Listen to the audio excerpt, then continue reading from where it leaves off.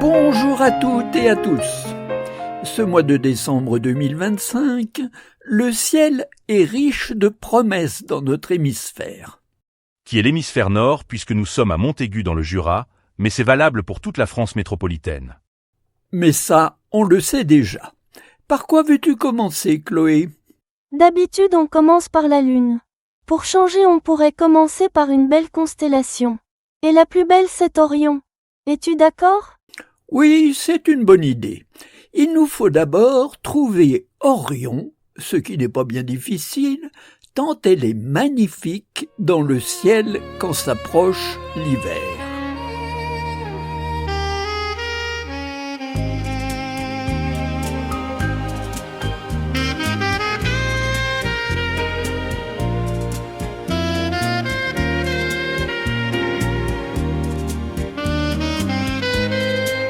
Peux-tu nous raconter l'histoire d'Orion, telle qu'on peut la rencontrer dans la mythologie grecque ?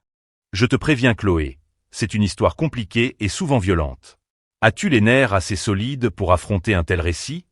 Ça ne me fait pas peur. C'est vrai, c'est une bien curieuse histoire. Et dès le début, Orion est connu pour être un géant aux larges épaules, à la musculature sculpturale, et bien sûr, il était d'une rare beauté. Voyez, c'est le genre de bel homme qu'on aimerait rencontrer en allant promener son chien. Oui. Attends la suite, tu vas peut-être changer d'avis. Dès sa naissance, plane un mystère. Les anciens, enfin les très anciens, disent que le vieux roi Iryée vivait seul et sans enfant, et il s'en désolait. Un jour, voilà que s'invitent à sa table Zeus et Poséidon.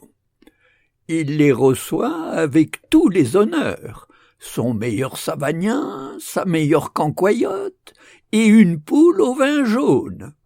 Avec des morilles. Parfaitement. Les dieux sont très reconnaissants de cet accueil et ils décident qu'Iryée mérite d'avoir l'enfant qu'il désire tant. Il lui demande de creuser un trou profond et d'y enfouir la peau d'un taureau qu'ils viennent de sacrifier, et sur cette peau, ils déversent leur urine.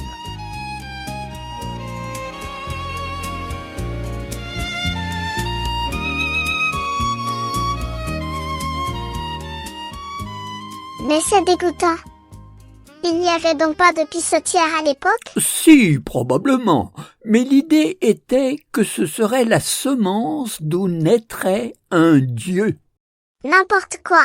Bref, de cette urine naquit 9 mois plus tard Orion, qui d'ailleurs tire son nom de l'urine. Il était fort, il était grand, il était beau, et dès son plus jeune âge, il devint un prodigieux chasseur. Naturellement, il était très choyé par les nymphes et les déesses de toute la région. Lors d'un de ses voyages, Orion tomba amoureux de Mérope, la fille du roi Énopion. Il faut dire que Mérope était d'une beauté comme on n'en fait plus depuis plusieurs générations, malgré les progrès de la science et de la cosmétique. Évidemment, il a demandé sa main au père de Mérope, mais le papa hésitait. Il lui a dit « Ok, si d'abord tu débarrasses l'île des bêtes sauvages qui nous envahissent », il se disait en douce « Il n'est pas prêt d'y arriver et hop, je garde Mérope !» Mais Orion était très fort, et il eut tôt fait de faire le ménage. Il voulait récupérer Mérope, qu'il avait bien gagné, dites-vous croyez pas ? Mais Énopion la lui refusa. Très énervé, Orion tenta d'enlever Mérope. Évidemment, Énopion était furieux. Il fit aveugler Orion par ses sbires pendant son sommeil. Et il ajouta d'un ton mauvais, bien fait pour lui. Orion erra longtemps dans les ténèbres. Un oracle lui promit qu'il retrouverait la vue sous les rayons du soleil levant. Guidé par un jeune du coin sur ses épaules, il partit vers l'est, et au lever du jour, Hélios, le dieu du soleil, lui envoya les premiers rayons pour qu'il retrouve la vue. Orion voulut retrouver Énopion pour se venger. Mais il était bien caché, alors il laissa tomber. À la place, il partit à la chasse avec la belle Artémis, déesse de la chasse. Ok. Il avait un plan B si j'ai bien compris. Je sais qu'Artémis et Orion étaient amoureux, mais on m'a dit de ne pas le dire. Mais alors comment on va le savoir? Apollon, le frère d'Artémis, était jaloux. Un jour, il dit à Artémis, « Tu vois ce point noir dans l'eau? Pas chiche que tu le traverses avec une flèche. » Mais Artémis était une flèche, et elle l'a chopé au premier coup. Manque de chance, ce point noir, c'était la tête d'Orion.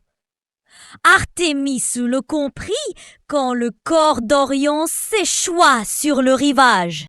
Mais c'était trop tard. La belle Artémis pleura beaucoup et surtout très longtemps. Les dieux étaient émus. Ils ont mis Orion dans le ciel, où c'est une de nos plus belles constellations. D'ailleurs, à propos de constellations, il y a longtemps qu'on n'a pas parlé des étoiles. J'y viens. Voici Orion.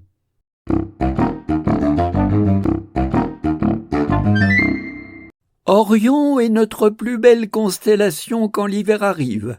Plusieurs étoiles sont particulièrement remarquables. D'abord, il y a Bételgeuse, c'est la plus brillante de la constellation. On l'appelle donc Alpha Orionis. C'est l'épaule droite du chasseur pour les Grecs anciens. Elle est à 600 années-lumière de nous. C'est très loin. 16 millions de fois plus loin que la planète Mars, 15 milliards de fois plus loin que la Lune. Elle a la particularité d'avoir une luminosité variable, mais si on la voit si bien, c'est parce que son diamètre est 1000 fois plus grand que celui de notre Soleil. C'est vrai, notre étoile est bien petite. Mais le Soleil a une supériorité sur Bételgeuse, c'est qu'il est à la moitié de sa vie et qu'il va briller encore 5 milliards d'années, alors que Bételgeuse brûle si vite son hydrogène qu'elle va mourir très vite. On a même cru qu'elle était en train de mourir il y a 2 ans, quand brusquement son éclat a diminué. C'est une étoile jaune-orangée et c'est vers elle que doivent se tourner ceux qui n'ont pas remarqué que les étoiles ont des couleurs. Sa couleur orangée saute aux yeux. Heureusement, c'est une façon de parler. Bételgeuse a tant brûlé son hydrogène qu'elle brûle maintenant de l'hélium, du carbone, de l'oxygène. Elle est de ce fait instable et variable et très peu dense. C'est au point que si on envoyait un ballon sur Bételgeuse, il flotterait sur sa surface. Alors que la surface du Soleil est à 5800 degrés. Bételgeuse est beaucoup plus froide, de l'ordre de 3500 degrés. On a déjà parlé de la température des étoiles. Tu te souviens, Lilou, que le bleu est la signature d'une étoile très chaude, genre 15 000 degrés. Le jaune est le signe d'une étoile moins chaude, par exemple 6 000 degrés, comme notre Soleil, et l'orangé, le signe d'une étoile plus froide encore, comme Bételgeuse à 3500 degrés. Il y a même des étoiles rouges, souvent des naines rouges, à 2500 degrés. Un jour, je t'en montrerai une dans la constellation de Cassiopée. J'ai bien retenu que c'est le contraire des robinets de ma douche. Le bleu dans le ciel pour les étoiles, c'est le chaud.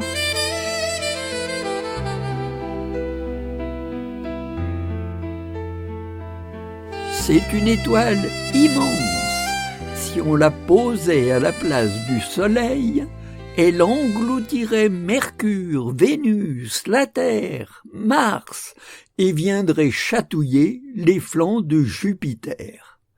Il faudrait 1 milliard de soleils pour remplir Bételgeuse. Moi, perso, j'y crois pas. Comme tu veux, mais c'est comme ça. C'est une étoile qui pulse Entre octobre 2019 et février 2020, il y a eu une chute spectaculaire de sa luminosité. Elle est passée en quelques semaines de la 8e plus brillante à la 21e place. Comme on s'attend à sa fin prochaine, on a bien cru qu'on la vivait en direct et qu'elle allait exploser en supernova. Il y a eu beaucoup d'excitation dans le petit monde de l'astronomie. Et puis non, c'est reparti en quelques mois. Mais c'était quoi alors, cet obscurcissement soudain? Le Very Large Telescope a montré que l'étoile avait éjecté une énorme quantité de gaz et de poussière, qui a plus ou moins caché l'étoile pendant quelque temps. Pareil, j'y crois pas du tout. Bon, c'est bien maintenant, hein, Dorothée. Cette explosion finira par arriver très bientôt à l'échelle du cosmos, c'est-à-dire peut-être demain, mais peut-être dans 100 000 ans. À ce moment-là, l'étoile deviendra aussi brillante que la pleine lune et on la verra en plein jour. Ce sera un spectacle magnifique et sans danger, puis elle se ratatinera pour devenir une toute petite étoile à neutrons, pas plus grosse que la ville de Paris. Ou peut-être Bételgeuse deviendra-t-elle un petit trou noir. Ou peut-être un petit trou noir. Mais ça, Dorothée n'y croit pas. Il y a d'autres étoiles remarquables dans Orion. Bellatrix, l'épaule gauche du chasseur, qui est bleue. Il y a les 3 étoiles alignées de la ceinture, ou du baudrier si tu préfères, Alnitak, Alnilam et Mintaka. Et en dessous, les genoux d'Orion, Saïf et Rigel, son genou gauche, qui est bleu, donc très chaude, à 10 700 degrés. Les étoiles d'Orion sont très belles, mais ça n'est pas le seul spectacle que nous offre cette constellation. Il y a de magnifiques objets du ciel profond dans Orion.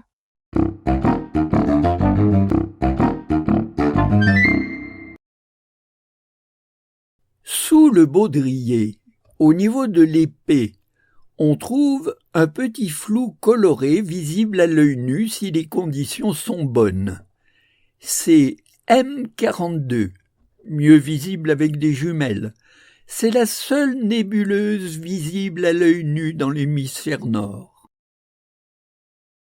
Dans cet immense nuage de gaz, des mouvements et des forces de gravité rapprochent les molécules, les réchauffent, et un jour, une étoile s'allume. On dit de cette nébuleuse qu'elle est une pouponnière d'étoiles jeunes en formation.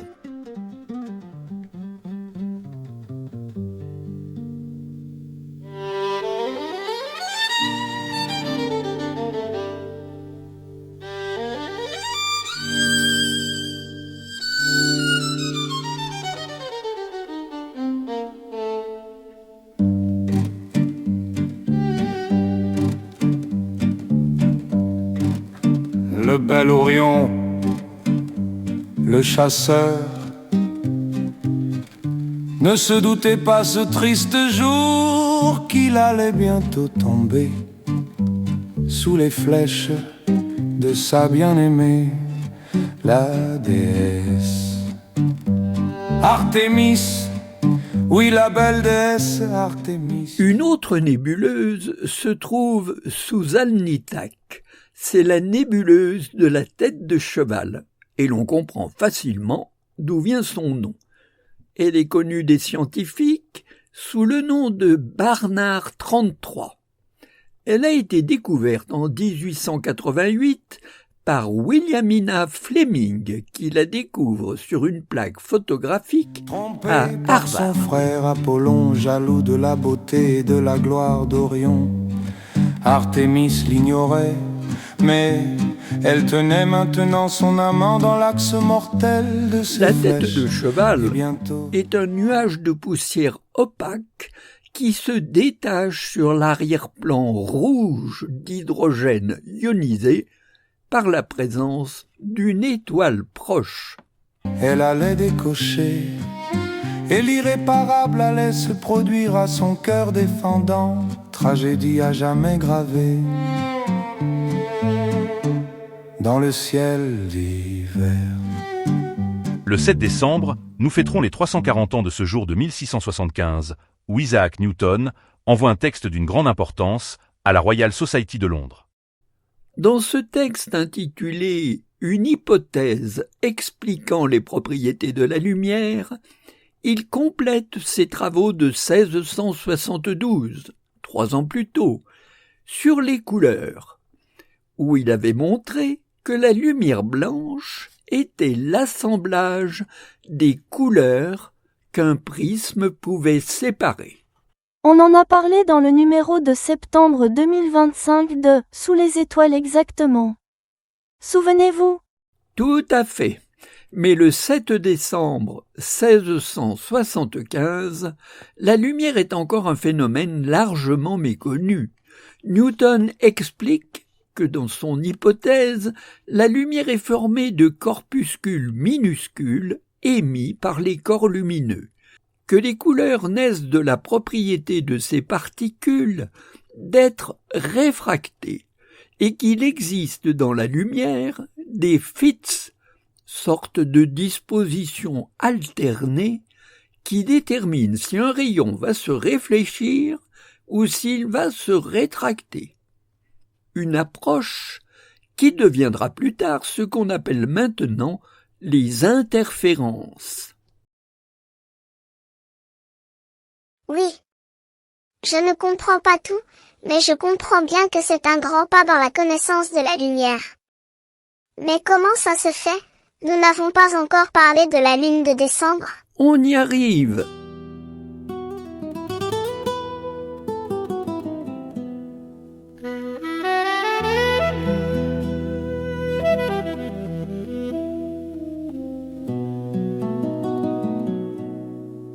Quand arrivera le 20 décembre, ce sera la nouvelle lune. Ne la cherchez pas dans le ciel, si froid elle se cache.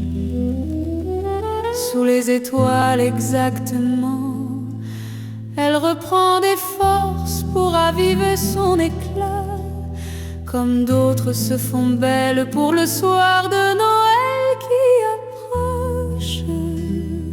qui approche, sous les étoiles exactement.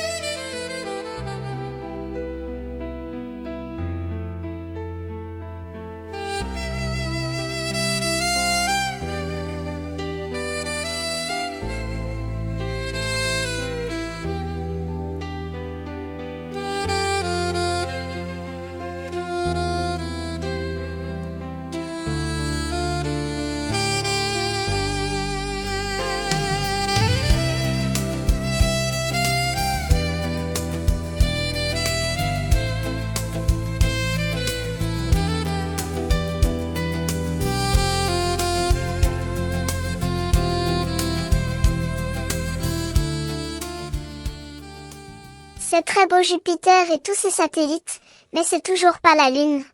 On y arrive.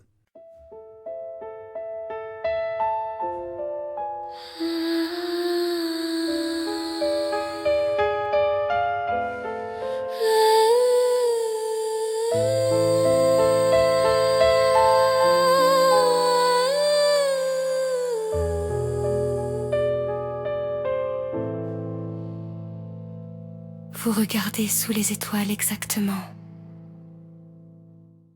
Bon, nous avons fait le tour du ciel de décembre. C'est une façon de parler. Dorothée, je sais que tu y tiens beaucoup. Alors je te laisse envoyer le générique de fin. À bientôt. Oui, à bientôt, dans 1 mois.